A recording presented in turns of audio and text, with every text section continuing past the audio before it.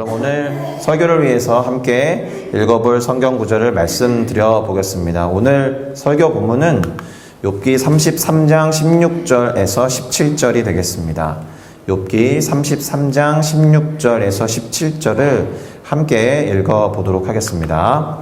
그 사람의 귀를 여시고 경고로써 두렵게 하시니 이는 사람에게 그의 행실을 버리게 하려 하심이며 사람의 교만을 막으려 하심이라. 아멘. 저는 방금 읽어본 이 욥기 33장 16절에서 17절 말씀을 가지고 침묵은 고난에 대한 꽤 괜찮은 반응이다, 이런 제목으로 욥기 32장, 33장, 34장 이렇게 함께 살펴보려고 합니다. 그러니 깨달음을 얻을 뿐만 아니라 우리의 삶과 신앙에 그것을 적용해 보는 것, 그리고 실천하겠다라는 다짐, 그런 생각을 담아서 오늘의 설교 제목을 함께 따라 읽어주시기를 부탁드리겠습니다. 침묵은 고난에 대한 꽤 괜찮은 반응이다. 침묵은 고난에 대한 꽤 괜찮은 반응이다. 침묵은 고난에 대한 꽤 괜찮은 반응이다. 꽤 괜찮다고 하니까 완전 베스트는 아니겠지만 그래도 인간의 입장에서 모든 고난의 의미와 이유에 대해서 모르는 상태라면 꽤 괜찮은 반응일 거다라는 생각이 듭니다. 그것이 사실은 결론인데요. 오늘 이 욥기 32장부터 34장까지를 살펴보면서 저 이야기가 어떤 의미를 갖는지, 왜 그런 말을 해야 하는지 알아가는 시간이 됐으면 좋겠습니다.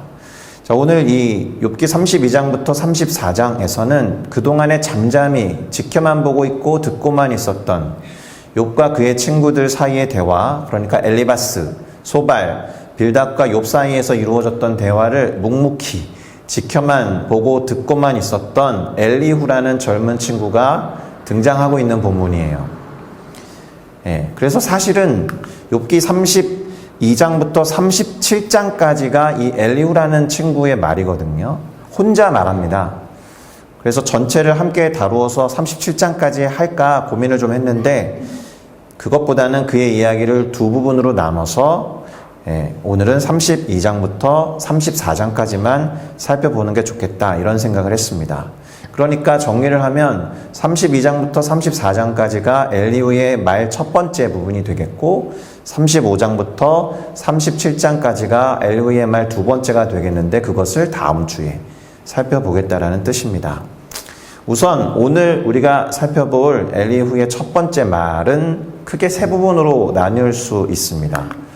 32장이 욥과 논쟁했던 기존의 세 명의 친구들을 향해서 엘리후가 하는 말입니다. 그러니까 엘리후가 하는 말의 청중은 요 세 친구가 되는 것입니다. 그리고 33장은 욥에게 엘리후가 하는 말이니까 33장의 청중은 욥이 되는 것입니다. 그리고 마지막 34장은 엘리후가 욥에 대해서 하는 말인데 그 청중이 욥이 아니고 마치 욥에 대해서 궁금해하는 다른 사람들에게까지 그 이야기를 확장해서 하는 것처럼 들립니다. 정작 욥에게 하는 말이 아니라 욥에 대해서 이러쿵 저러쿵 이야기하는 부분이다라는 거죠. 대개 이런 경우는 험담일 때가 많습니다. 살짝 그런 부분이 보이기도 합니다. 자, 이 엘리후의 등장은 상당히 되바라집니다. 똑부러지기도 하고 또는 아주 맹랑해 보이는 등장을 보여줍니다. 특별히 이 사람이 뭔가 냉철한 듯처럼 보이지만 사실은 대단히 감정적으로 상기되어 있습니다. 보기에 따라서는 화를 내면서 등장하는 것처럼 보여요. 그것도 특정인 욥에게만이 아니라 욥과 대화했었던 그 앞에 친구 3명 모두에게.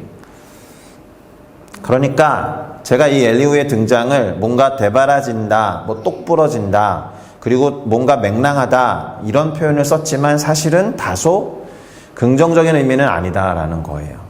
좀 교만해 보이기도 합니다. 젊은 친구답게. 젊은 친구가 다 교만한 건 물론 아니겠지만 우선 지금까지 그가 가만히 얘기를 듣고만 있다가 마침내 이 대화에 참여하게 된 이유가 나와요. 직접적으로 그의 말을 한번 들어보겠습니다. 32장 12절입니다. 내가 자세히 들은즉 당신들 가운데 욥을 꺾어 그의 말에 대답하는 자가 없도다. 자, 욥의 친구들이 욥에게 지금 쩔쩔매고 있다라고 본 거예요. 이 엘리후가. 그러니 이제는 내가 좀 말해야겠다. 이런 말을 하고 있는 겁니다. 제가 왜 대바라지고 뭐 똑부러지고 뭔가 대단히 맹랑해 보인다라고 이야기를 했는지 살짝 이해가 되실 겁니다. 생각해 보세요. 상대적으로 나이가 대단히 젊은 친구가 그동안에 조금은 연로했던 사람들이 하는 대화를 가만히 듣고 있다가 그렇게 쩔쩔매고 있는 것 보니 제가 좀 말을 해야겠습니다. 이렇게 이야기하니까 얼마나 그렇습니까? 교만하다고 말하는 것도 일리가 있어 보입니다. 그리고 그 이후에 이어지는 다른 구절들도 크게 다를 바가 없는 이야기예요. 한마디로 내가 이제 말하겠다. 그러니 잘들 들으십시오. 뭐 이런 이야기를 하고 있다라고 보면 거의 틀리지 않습니다. 그리고 욥의 이 세 친구들에 대해서 불만을 먼저 토로하면서 대화를 시작해요. 대화가 아니라 이야기를 시작하는 거죠. 그들이 무엇을 잘못했는지 지적질을 먼저 합니다. 뭐라고 했는지 13절, 욥기 32장 13절을 읽어드리겠습니다. 당신들이 말하기를 우리가 진상을 파악했으나 그를 추궁할 자는 하나님이시요 사람이 아니라 하지 말지니라. 무슨 말입니까? 진상을 파악했으면 하나님이 추궁하시게 할 것이 아니라 사람이 해야 하는 거 아닙니까? 이렇게 이야기하는 거예요. 내가 진상을 파악하고 진리를 깨달았다면 나는 당신들처럼 그런 논리로 하지 않을 것이고 내가 직접 말할 겁니다. 이렇게 이야기하고 있습니다. 그러자 이 욥의 친구 세 사람이 반응이 좀 더 웃겨요. 순순히 그것을 인정하고 조용히 있습니다. 15절을 볼까요? 그들이 놀라서 다시 대답하지 못하니 할 말이 없음이었더라. 놀란 이유는 그의 당돌함 때문이었는지 아니면 그의 말과 논리가 먹혀서 그랬는지는 알 수 없지만 정말 할 말이 없어서 조용히 짜그라져 있었던 겁니다. 자, 제가 왜 이 엘리후라는 사람을 조금 못마땅하게 보느냐 하면은 할 말이 없어서 가만히 있으면 그냥 그러려니 하고 넘어가면 되는데 그거에 대해서도 이제 뭐라고 합니다. 16절을 보면 당신들이 말없이 가만히 서서 다시 대답하지 아니한즉 내가 어찌 더 기다리겠느냐. 꿀먹은 벙어리같이 조용히 있으니 내가 말을 하라는 의미로 알고 계속 말하겠다. 이런 얘기죠. 기다리지 않겠다. 그럼 이제 본격적으로 말해보겠다. 그래서 17절과 18절을 보면 뭐라고 하느냐. 나는 내 본분대로 대답하고 나도 나의 의견을 보일 것이다. 내 속에는 말이 가득하니 내 영이 그 말을 하도록 압박함이니라. 이렇게 이야기합니다. 어찌 보면 이 32장은 이 엘리후로 하여금 왜 그가 이 대화에 참여해야 하는지 이유를 말하고 있는 것 같은데 그 이유가 다른 사람에게 있는 거예요.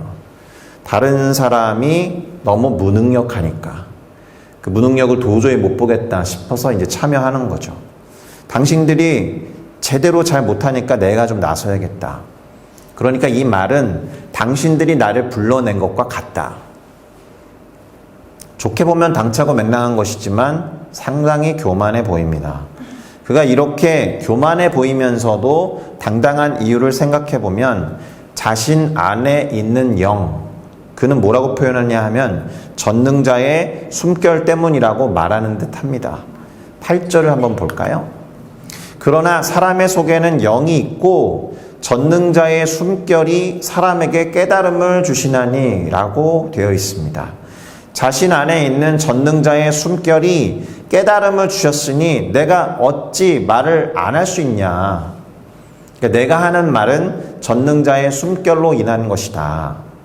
전능하신 하나님의 호흡에서 왔다. 이런 식인 거죠. 그러니까 이 사람은 자신이 하는 말에 대한 책임을 자기에게 돌리는 사람이 아닌 거예요. 자신이 하는 말의 책임을 다른 사람의 무능력 또는 내 안에 있는 전능자의 숨결 때문에 하는 것이지. 어쩔 수 없이 내가 좀 말을 해야겠다. 이러한 말을 사실은 욥을 향해서도 똑같이 말을 하고 시작합니다. 33장 2절에서 4절을 읽어보겠습니다. 내가 입을 여니 내 혀가 입에서 말하는구나. 내 마음의 정직함이 곧 내 말이며 내 입술이 아는 바가 진실을 말하느니라. 하나님의 영이 나를 지으셨고 전능자의 기운이 나를 살리시느니라. 자, 하나님의 영과 전능자의 기운에 대해서 언급을 한 뒤에 자신이 말하는 것은 하나님의 뜻에 부합하는 것이다. 이런 식으로 말하고 있는 겁니다. 심지어 정직하고 진실을 말한다라는 거예요. 그 근거는 하나님의 영이고 전능자의 기운이다.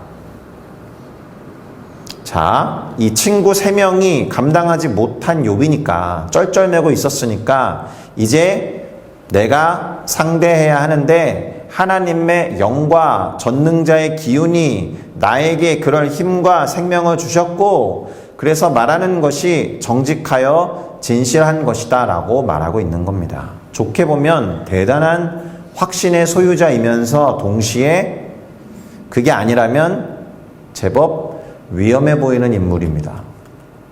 누가 감히 하나님의 영과 전능자의 기운을 함부로 말할 수 있을까 이런 생각이 들거든요. 자, 어찌됐든 앞선 세 친구들에 대해서 말하는 태도나 욥을 앞에다 두고 욥을 상대하는 태도에 있어서는 큰 차이가 없어요. 그 한국말 중에 뭐 정확한 말인지는 모르겠지만 모두깍이라는 말이 있잖아요. 이 사람은 지금 모두 까는 거예요. 욥을 비롯해서 앞에서 말했던 3명의 친구 모두를 전능자의 숨결과 하나님의 영과 정직과 진실이라는 말을 운운하면서 모두까기를 하고 있습니다. 자, 이제 그는 본격적으로 욥을 상대해요. 욥기 33장 5절을 보니까 욥에게 이렇게 말해요. 그대가 할 수 있거든 일어서서 내게 대답하고 내 앞에 진술해라. 대단한 자신감 아닙니까? 교만하게 느껴지다 못해 제가 위험해 보인다라고 말한 이유가 바로 이와 같은 말들 때문에 그래요. 할 수 있으면 대답하고 말해라. 그리고는 욥을 향해서 첫 번째로 내뱉은 말이 무엇이냐? 당신은 의롭지 못하다 이 얘기예요. 왜냐하면 하나님이 사람보다 위대하시기 때문이다 이렇게 말합니다. 12절을 읽어보겠습니다. 내가 그대에게 대답하리라. 이 말에 그대가 의롭지 못하니 하나님은 사람보다 크심이니라 이렇게 말하는데 내가 그대에게 대답하리라 그 말이 무엇이냐? 하나님이 사람보다 크신데 너는 마치 그렇지 않은 것처럼 말을 하는 걸 보니 너는 의롭지 못하다 이렇게 이야기합니다. 그리고 쭉 이어서 무엇을 말하느냐? 하나님이 어떠한 분이다 라는 것을 나름의 생각으로 펼쳐 보여요. 그러니까 하나님은 이런 분이다 또는 저런 분이다 이렇게 말을 하는데 이렇게 말하는 이유는 욥이 하나님에 대해서 갖고 있는 생각이 잘못됐다라는 걸 말하기 위한 근거로 활용합니다. 예를 들어서 이런 말도 해요. 하나님께서 사람의 말에 대답하지 않으신다고 해서 감히 그분과 논쟁하거나 따질 수 없다 이런 말을 해요. 13절을 읽어드리겠습니다. 하나님께서 사람의 말에 대답하지 않으신다 하여 어찌 하나님과 논쟁하겠느냐? 논쟁하고 있는 욥 당신은 의롭지 않다. 논쟁할 수 있다고 생각하는 하나님에 대한 생각이 욥 당신은 틀린 것이다. 이렇게 말하고 있는 거예요. 엘리후가 볼 때 하나님을 대하는 욥의 태도는 분명히 잘못인 것이다. 하나님과 어떻게 그렇게 논쟁할 수 있냐? 하나님이 침묵하신다라고 해서 그렇게 따지듯이 말하면 안 된다. 그건 잘못된 것이다. 이런 말을 하려고 하나님은 이런 분이다라는 것을 쭉 나열한다라는 거예요. 어떻습니까? 엘리후의 이 말에 동의하십니까? 물론 하나님을 원망하고 막 그분 앞에 불평과 막 불만을 늘어놓고 마치 하나님을 저주하듯이 싸우고 논쟁하면서 막 따지는 것은 옳은 태도가 아닐 것입니다. 그러니 엘리후가 말하고 있는 이 말이 전혀 틀린 말은 아니에요. 자, 그런데 제가 뭔가를 읽어드릴 거거든요.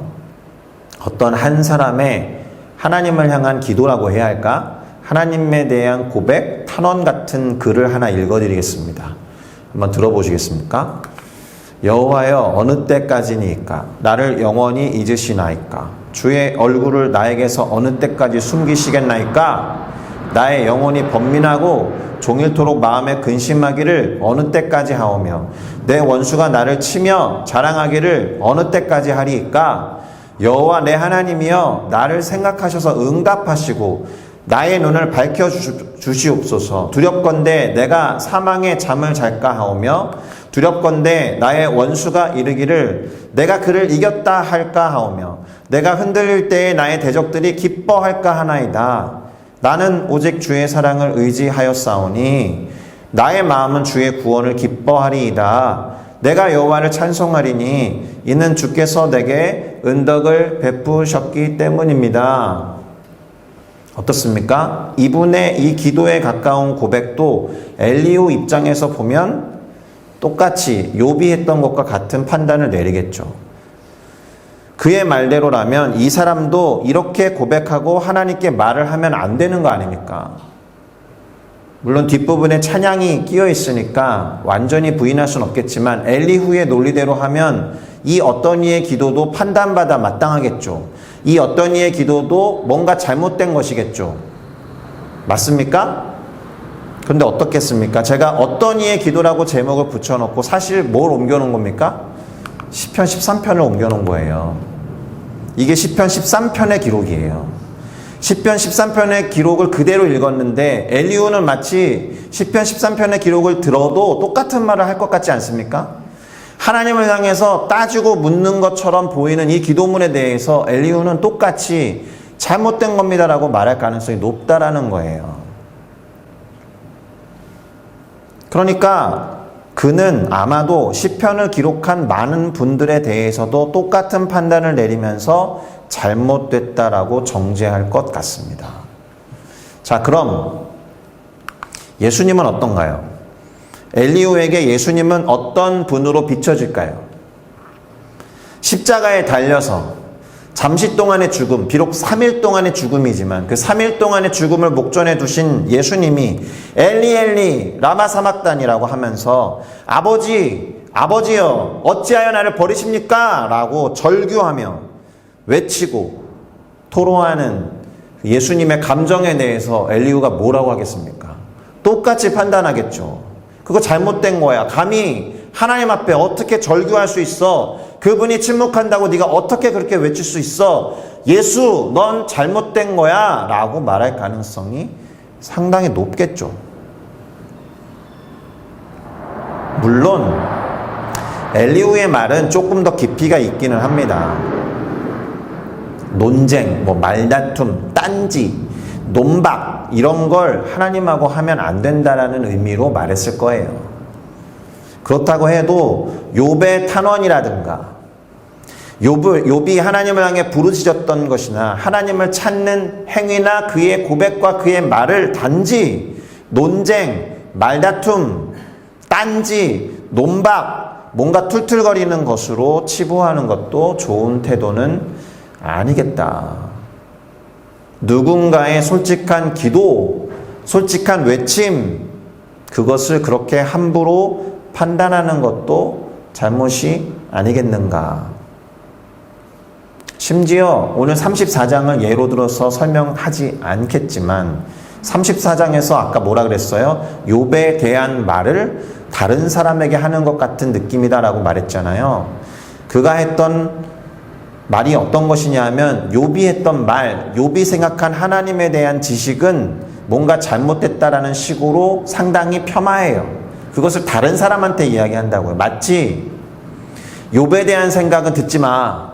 욥에 대한 생각은 되게 저질스러운 거니까 무시해도 돼 라는 식으로 욥에 대한 어떤 그의 생각과 말을 이렇게 비하하는 말을 하는 것처럼 보인다라는 거. 마치 험담하듯이. 자, 여기까지가 오늘 우리가 살펴보고자 하는 32장, 33장, 34장에서의 이 엘리후에 대한 이야기입니다. 여기에서 잠시 멈추려고 하는 것은 엘리후의 나머지 말들은 다음 주에 더 살펴볼 수 있기 때문에 그런데요. 오늘은 그가 말했던 것 중에서 이 고난에 대해서 그가 어떤 관점을 갖고 있었는지 살펴보면서 설교를 마무리하려고 합니다. 그는 우선 고난이 누군가가 죄를 지어가지고 받게 되는 형벌이나 심판이라고 주구장창 말했던 앞선 나머지 3명의 친구들과는 다른 입장을 말해요. 뭐라고 말하냐 하면 고난이 교훈과 가르침의 수단이 될 수 있다라고 말합니다. 그가 고난에 대해서 그렇게 말한 구절이 아까 설교를 시작할 때 읽었던 그 구절이에요. 우리가 함께 읽었던 욥기 33장 16절부터 17절을 한 번 더 읽어보도록 하겠습니다. 그 사람의 귀를 여시고 경고로써 두렵게 하시니 이는 사람에게 그의 행실을 버리게 하려 하심이며 사람의 교만을 막으려 하심이라. 이것을 현대인의 성경 버전으로 한 번 더 읽어볼게요. 그들의 귀를 열어 그 말씀을 듣게 하시고 경고하여 그들을 놀라게 하신다. 하나님이 이렇게 하시는 이유는 사람을 잘못된 데서 돌이키시고 그들이 교만하지 않게 하기 위해서다. 하나님이 고난을 통해서 경고하시고 교만하지 않도록 사람들을 가르치고 지도하신다. 그것이 고난의 다른 의미이다. 이런 이야기를 하고 있습니다. 그러니 사람들이 고난을 당하는 이유에 대해서 앞선 다른 친구들과는 다른 관점을 이야기해 주면서 고난을 어떻게 대해야 되는지 조금 더 스코프를 넓혀줬다라는 좋은 점이 있습니다. 그런데 우리는 어쨌든 시간이 오래 흐른 다음에 욥기를 들여다보는 입장이니까 욥이 지금 이 엘리후가 말한 이유로 고난을 당하고 있지 않잖아요. 하나님이 욥을 막 가르치시기 위해서 욥이 뭔가 잘못하고 있는 것을 수정해 주기 위해서 고난을 내리신 게 아니라는 걸 우리는 알고 있잖아요. 그러니까 엘리후의 이 고난에 대한 관점도 어떻게 보이냐 하면 고난의 이유를 모르는 우리 사람들이 어떻게든 그 이유를 알고 싶어서 몸부림치는 한계적인 상황을 드러내는 말에 불과하다. 자, 그래서 뭘 하고 싶으냐 하면 잠시 욥기에만 등장하는 고난의 이유들 정리하고 넘어가려고 합니다. 욥기에 등장하는 사람들이 말했던 고난의 이유 3가지를 한번 정리해 볼게요. 첫째는 사탄에 의한 고난이 있죠. 하나님이 허용한 것처럼 보입니다. 그러나 하나님이 사탄이 누군가에게 고난을 주도록 허용했는지 안 했는지 우리로서는 알 수가 없어요. 그냥 욥의 경우를 보니까 하나님이 그러기도 하시는구나 라고 그냥 막연히 알 뿐입니다. 제가 만약에 어떤 고난을 당하는데 사탄으로부터 당하는 고난이라고 해서 이거 하나님은 허용하신 거야 라고 말할 수 없는 거죠. 그러나 그럴 수도 있다라는 걸 욥의 고난을 통해서 우리는 배울 수 있다라는 거예요. 둘째로 욥의 세 친구들이 출기차가 마려운 것처럼 인간이 죄를 범함으로써 얻게 되는 형벌, 징계, 심판의 의미로서의 고난이 있을 수 있습니다. 그들의 말이 틀리진 않습니다. 보통 이런 경우는 최종적인 경우를 말해요. 그것이 하나님으로부터 오는 심판과 징계라면 돌이킬 수 없는 거죠, 사실은. 그리고 세 번째, 오늘 본문에서의 엘리후의 이야기에 따르면 하나님이 교훈과 가르침을 주시기 위해서 고난을 활용하실 수 있다. 이렇게 3가지 정도가 고난에 대해서 이유로 제시할 수 있는 욥기의 메시지일 수 있습니다. 물론 이게 전부는 아니죠. 이 딱 3가지 이유만으로 고난이 주어지지는 않을 겁니다. 그리고 만약에 이 3가지 이유만으로 고난이 주어진다고 해서 그거는 1번 때문인 거야, 그거는 2번이 원인이야, 이렇게 딱 정해서 알 수는 없을 것입니다. 그래서 이렇게 말할 수 있습니다. 어쩌면 고난의 이유를 우리 인간이 온전하고도 완벽하게 안다는 것은 불가능한 일일 수 있다. 또 그 고난의 이유를 안다고 해서 아는 순간 고난이 해결되지도 않는다. 그런 면에서 고난의 이유가 명확하지 않을 때는 잠시 판단을 유보하고 침묵을 유지하는 것이 우리가 취할 수 있는 어쩌면 최선의 자세와 태도, 그리고 그 자체가 겸손일 수 있겠다. 고난이 이해가 안 될 때, 그때는 설명이 될 때까지 기다려야 해요. 그리고 그 설명은 길게는 우리가 하나님 앞에 가는 순간까지 안 주어질 수도 있다는 것을 인정하셔야 합니다. 그것이 하나님의 주권을 인정하는 방법이자 겸손일 수 있다는 거예요.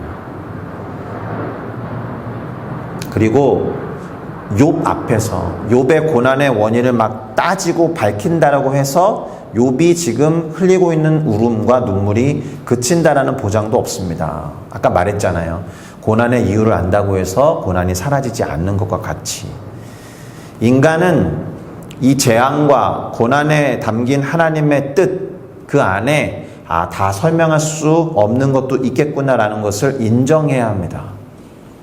다 이해할 수 없습니다. 그리고 그저 우리가 할 수 있는 일이란 어떤 것이겠어요? 그 고난을 품어주고 믿음과 신앙의 여정을 계속할 수 있도록 그 자신이 지금 몸부림치고 있잖아요. 괴로워하고 있는 욥과 그저 동행해 주는 것, 말없이 침묵을 유지하면서 함께 있어 주는 것이 최선일 수 있다라는 겁니다. 그러고 보면 이런 질문이 떠올라요. 다른 이의 고난에 관한 이야기가 이렇게나 이슈화되는 것이 과연 좋은가? 잘 보세요. 우리가 처음에 욥기를 읽기 시작했을 때 욥이 당한 고난이 무엇이었는지 다 살펴보고 알았잖아요. 욥이 당한 고난 자체에 관심을 기울이고 있었는데 욥기를 지금 열 몇 주째 읽어나가면서 뭐가 남아 있습니까? 그 고난의 어떠함은 사라진 지가 오래됐어요. 그럼 뭐만 남았어요?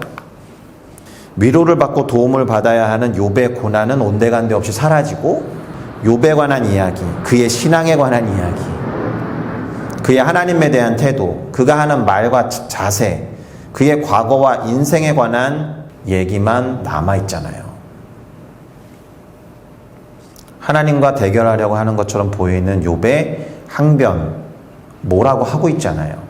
안 좋아 보이니까. 그러나 벼랑 끝에 몰린 그런 상황에서 하나님을 어떻게든 대면하고자 몸부림치는 그런 욥이잖아요. 그리고 그 비통한 자기 상황을 두고 침묵하시는 하나님으로부터 어떻게든 그 음성을 듣고 싶어서 떠나지 않고자 하는 매우 절절하고 매우 간절하며 심지어 처절한 그런 모습 아닙니까?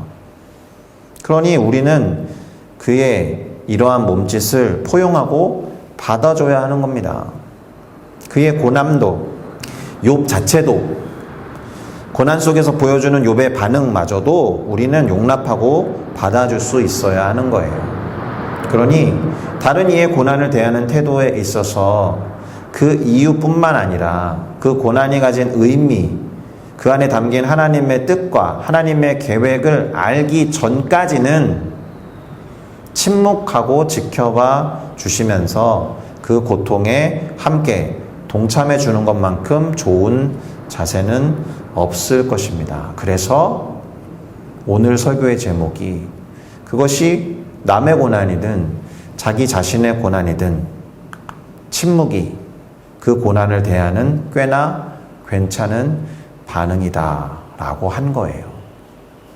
잠잠히 하나님을 기다리면서 거친 파도와 같은 고난, 폭풍과 같은 고난의 한가운데 있는 것처럼 보인다라고 해도 그분을 바라보며 견딜 수 있기를 예수님 안에서 바라고 소망합니다. 할렐루야. 기도하겠습니다.